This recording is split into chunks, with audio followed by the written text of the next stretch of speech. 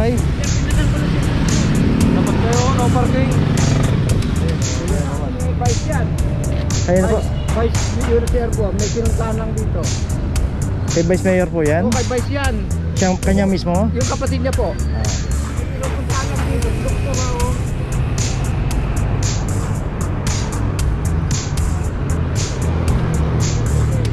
Kasi nilang gisna, ang kinagisna nilang dati, pwede tayo magparada kung saan saan. Okay. Ayan ang ating team leader, Sir Mendoza. Sige po. Sir, mabuhay ka. Mabuhay ka rin, God bless. Iyo. Salamat.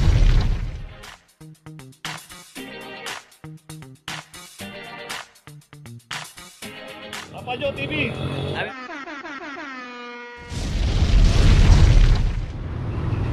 Okay, location natin, Piña Avenue, corner Santol, NA Santol.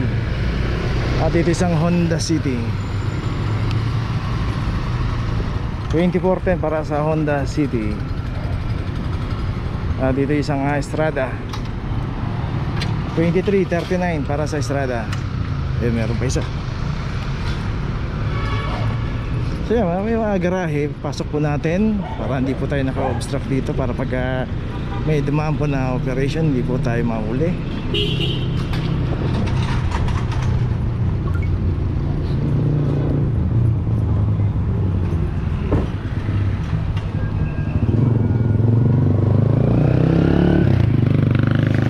Fortuner 2330.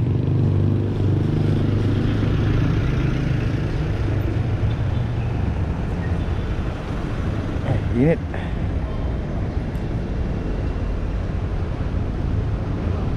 So dito po mismong barangay ang nagpapatupad po rito ng no obstruction o zero no parking.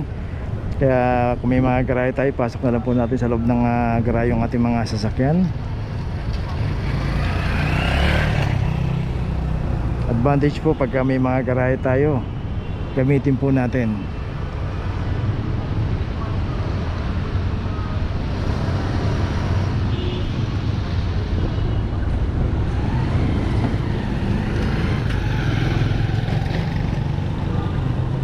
Okay, ito may notice na. Tuloy na po tayo. Sa yung dalawa room may notice na rin. Tuloy na tayo. Location natin, Dapitang Corner Instruction. Isang Honda CR-V ang nakaparada rito, nakabangketa. From number 2407. Dito kasama po sa inuhuli ng clamping mga nakaparada sa bangketa along Mabuhay Lane. May mga signage po dyan. No parking, clamping zone, no parking, no parking. Ang dami po mga signages dito.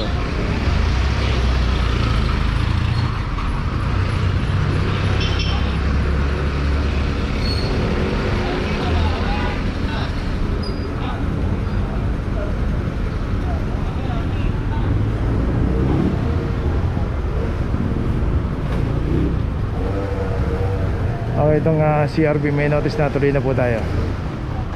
Location natin Vicente Cruz, corner Maria Clara. Isang Fortuner din ang inabutan dito, tulang driver 2336 para sa Fortuner.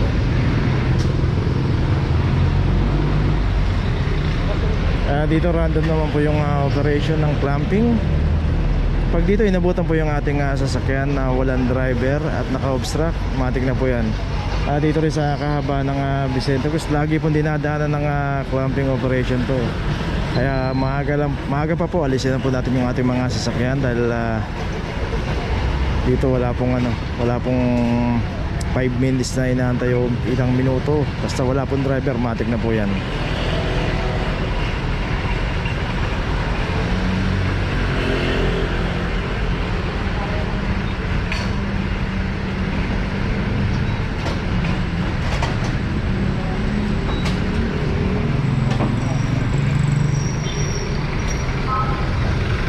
Okay, itong Fortuner may notice na, tuloy na po tayo. So, dito pa rin tayo Maseda, corner P. Margalay. Yung naklam doon na sasakyan kay Kuya, hindi raw siya nakapark. Pero kinuha niya yung bata doon sa taas, pero nakapark po siya. Naka-obstruct po siya doon. Saka may signage po doon, no parking both sides. So dito rin yung isang Toyota Altis. Ito nakabangketa naman dito. Isa rin to, kaya ito naklam na rin 2409.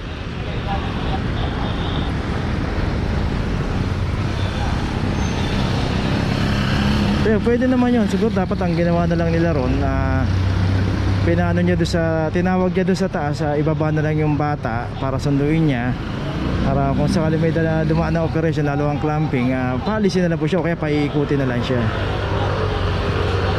Pero ganun pa man, nabutan na rito. Ito yung Altis meron na rin nga notice.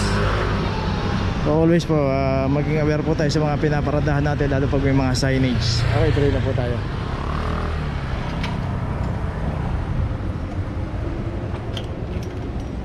Location natin Piña Avenue, corner B, Tuason Street. At dito may isang Fortuner.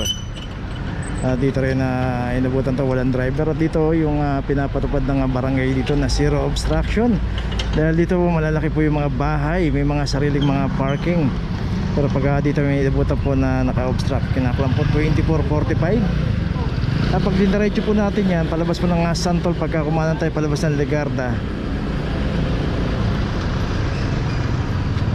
Pag dinaretso po natin yan palabas ng Santol, pagka kumanan po tayo palabas po ng Ramon Magsaysay.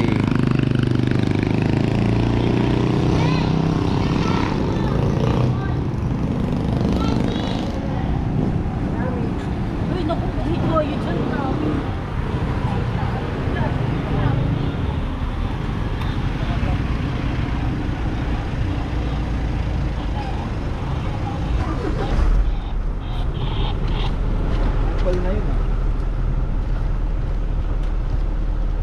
Okay, ito may notice na yung Fortuner. Tuloy na tayo.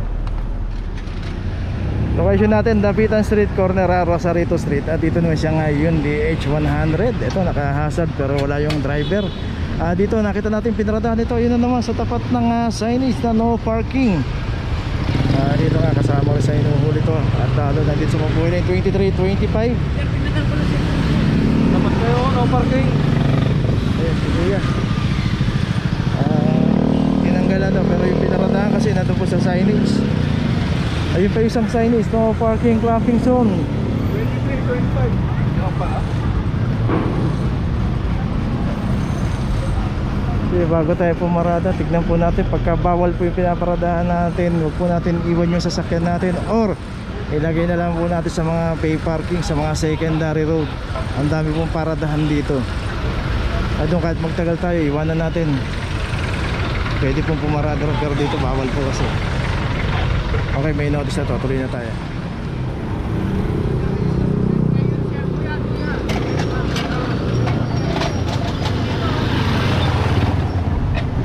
Okay, dito ngayon tayo Blooming Street Extension, corner Marquitos. Dito isang Fortuner 2328. At dito pumarada sa paboritong paradahan, Center Island. Dito na naman, naka-Center Island na naman ang isang Fortuner dito. Dito alam naman nilang bawal paradahan ng Center Island. Pero ganoon pa man. May vice yan. Kaya na po. Vice, yung reservo, may pinuntahan lang dito. Kay Vice Mayor po yan? Okay, vice yan. Siya, kanya mismo? Yung kapatid niya po. Okay.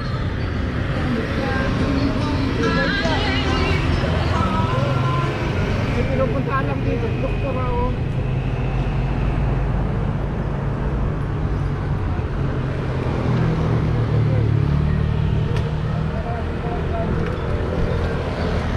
Okay, ito may notice na.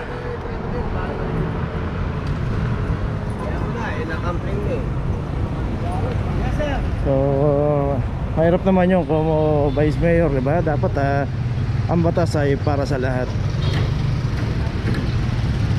Vice Mayor mo, Mayor mo, basta nagkamali, dapat ipatupad ang batas. Tuloy na po tayo. Location natin, Maseda, corner Dapitan, Sang Bios, nakabangketa.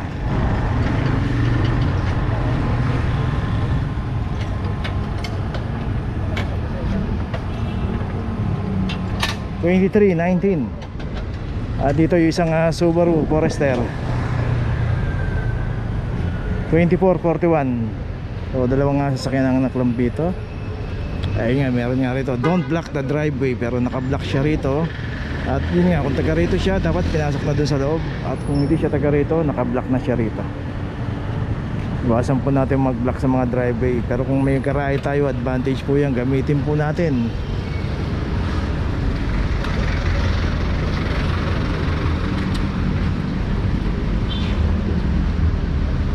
Okay, itong BIOS may notice na.